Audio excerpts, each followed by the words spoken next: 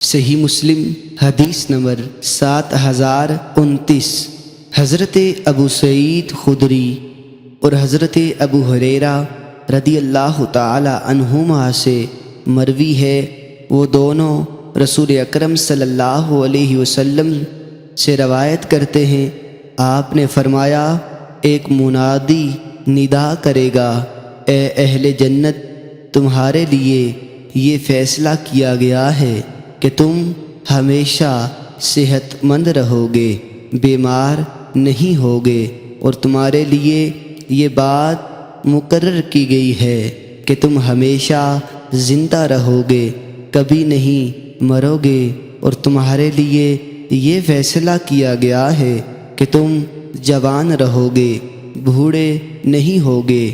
تم ہمیشہ نعمت میں رہو گے، تمہیں کبھی تکلیف نہیں ہوگی۔ اس کی تائید اللہ تعالیٰ کے اس قول میں ہے، اور ان کو ندا کی گئی کہ یہ جنت ہے جس کا تمہیں تمہارے اعمال کے بدلے میں وارث بنایا گیا ہے۔ صحیح مسلم حدیث نمبر 7030۔ عبداللہ بن قیس رضی اللہ تعالی عنہ رسول اکرم صلی اللہ علیہ وسلم سے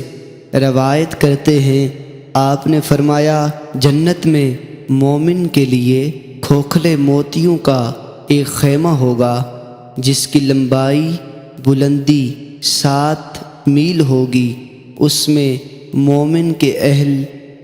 گھر والے بھی رہیں گے، وہ مومن ان پر چکر لگائیں گے اور وہ ایک دوسرے کو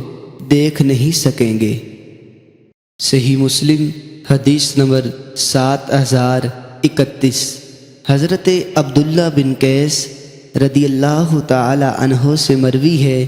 رسول اکرم صلی اللہ علیہ وسلم نے فرمایا، جنت میں کھوکھلے موتیوں کا ایک خیمہ ہوگا